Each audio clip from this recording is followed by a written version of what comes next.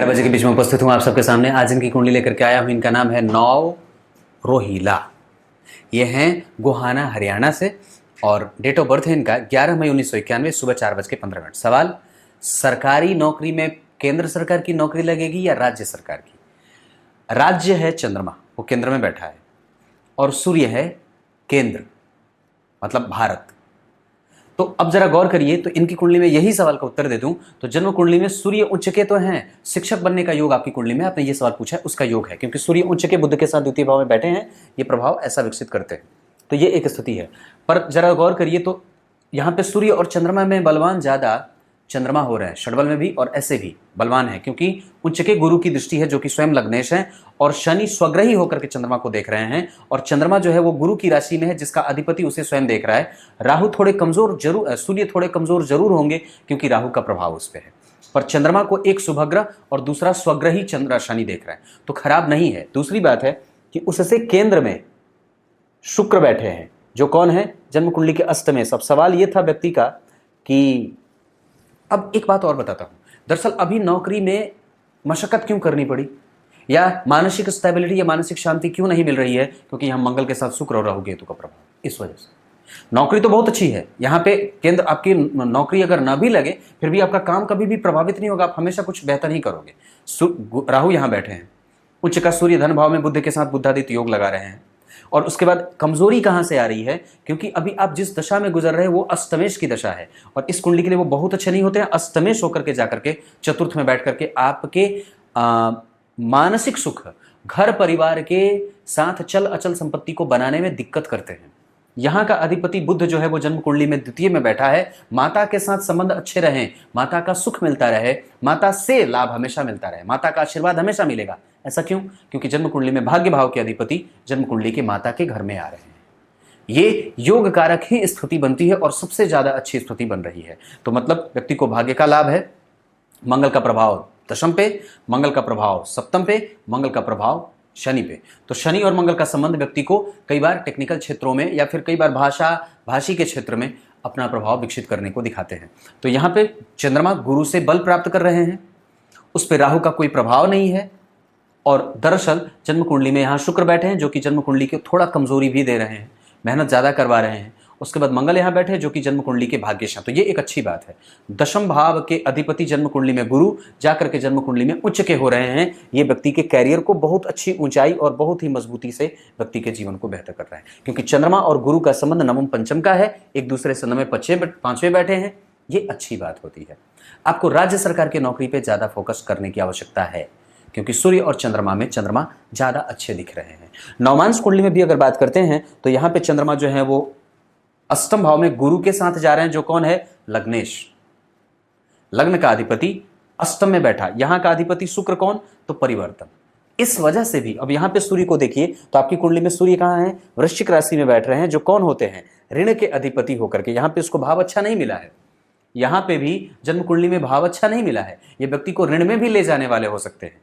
तो इसको ही समझना है, इतना आसान नहीं होता है किसी भी सवाल का उत्तर दे देना।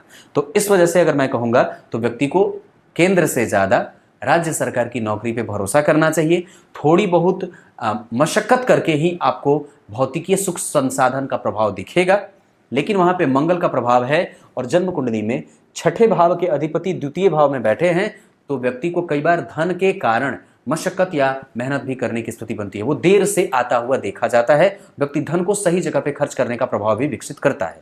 मंगल जन्म कुंडली में नीचाभिलाषी हो रहे हैं, पराक्रम का कारक जन्म कुंडली में अगर नीच की राशि की तरफ बढ़ रहा हो तो वो व्यक्ति को देर से पराक्रम का परिणाम देते हुए देखा जाता है। क्लियर है?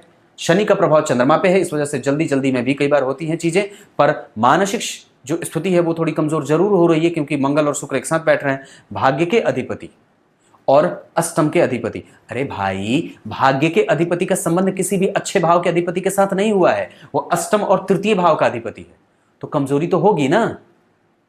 ठीक है, ही स्थिति मन में जितनी भी इच्छा है वो इच्छा पूर्ति का भाव यहाँ का अधिपति यहीं बैठा। और ये गौर करिए, मीन लग्न की कुंडली के लिए शनि 12वें और 11वें के अधिपति होकर के लाभ का अधिपति जन्म कुंडली में लग्न को देखता है। तो लाभेश अगर लग्न को देखेगा तो इच्छा की पूर्ति जरूर करवाएगा, आप बस लगे रहो। पर हाँ, ये बात भी जरूर है कि आपके पास वक्त की कमी भी है। 1991 के हैं, और अगर सरकार ने जरा थोड़ा भी इधर आड़ा तिरछा हुई तो फिर सीधे बंगाल में जाओगे आप। तो ये बात भी है कि अपना उसमें विकसित भी करना होगा। आप खुद के कुछ काम पे भी अपना फोकस जरूर कर लेना चाहिए, क्योंकि सूर्य और बुध आपकी कुंडली में शिक्षक योग लगा रहे हैं। गुरु उच्च के हैं, उनका प्रभाव चंद्रमा पे है, गुरु का प्रभाव लग्न पे है, गुरु का प्रभाव शनि पे है, मंगल और गुरु का संबंध आगे पीछे का बन रहा है, शुक्र और मंगल का संबंध अच्छा बन रहा है, गुरु पुष्य नक्षत्र में बैठे हैं जिसका अधिपति स्वग्रही होकर के शनि बैठा है, मंगल पुनर्वसु नक्षत्र में जिसका अधिपति गुरु उच्च का होकर के बैठा है, सूर्य भरणी नक्षत्र में जिसका अधिपति शुक्र दिग्बली हो रहा है, बुध जन्म कुंडली में अश्विनी नक्षत्र में जिसका अधिपति केतु दशम स्थान को देख रहा है, चतुर्थ स्थान में बैठ करके स्थिति खराब नहीं है, निस्संदेह ये बात ठीक होती है। दशमांश कुंडली में भी अगर बात करता हूं तो लग्न में शुक्र बैठे हैं और दशम स्थान का अधिपति लग्न में बैठा हो, कर्म क्षेत्र ठीक है, खराब नहीं है, पर मशक्कत थोड़ी है। अंक आपको कम मिलते हैं, प्राय आप मेरिट में छट जाते हो क्या, ये बात भी दिख रही है। मेरिट में छटने का योग बन रहा है और ऐसी स्थितियां दिख रही हैं।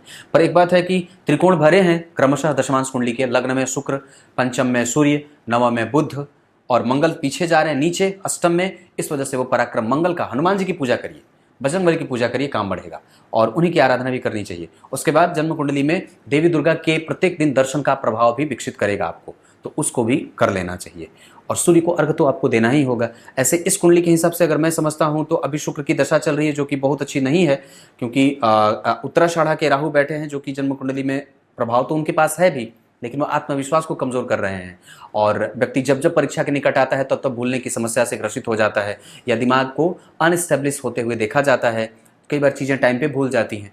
अंक कम आए लिखने के बावजूद ऐसा लगता है जैसे कई बार सरकार जो है वो आपके पाँव खींच रही है। कई बार जो होता है वो परीक्षा में परिणाम आ जाए पर उसमें कोर्ट केस हो जाए, इस वजह से भी कई बार वो मामला लटक जाता है।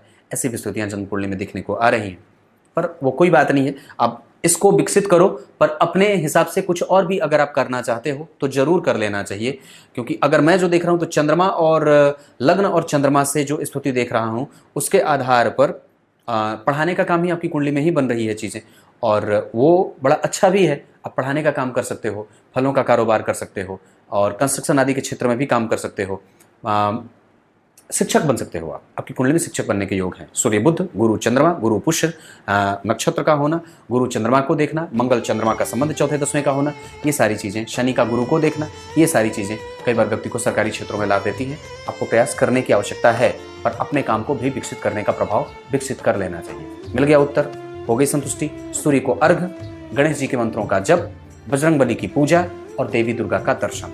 तब तक के लिए नमस्कार।